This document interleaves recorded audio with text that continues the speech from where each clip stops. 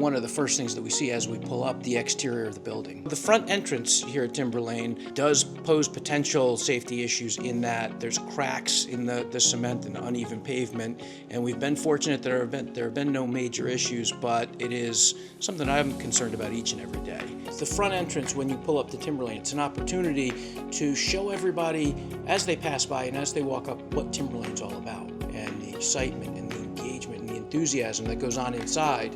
We want that to be shining outside as well. In Hopewell Valley, we like to always say that all roads lead through Timberlane because we have 4 fantastic elementary schools that all feed in, and this is the first time in a student's academic career that they're all in one place. I think one of our top priorities within the referendum is the heating and the HVAC within Timberlane. Being comfortable is so important to take advantage of the learning opportunities that are laid out. And unfortunately, with the HVAC system, we've had situations where the heat wasn't working properly. And in the winter months, we've had to relocate classes for a week and almost 2 weeks at a time throughout the building, sometimes changing location period by period based on availability. We can brag that we're the only space in the district that doesn't have air conditioning in our auxiliary gym, and students do learn and have class in there and use it for recess often within our 6th grade lunches. When it does start to get hot, we often have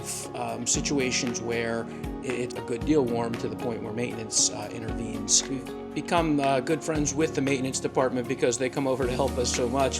What we hope to do is to continue to create a school system that everyone in the community can be proud of, that raises property values, that reflects what we see every day. These are things that are pretty critical to us going to that next level and raising the bar and doing really wonderful things in our middle school and throughout our district.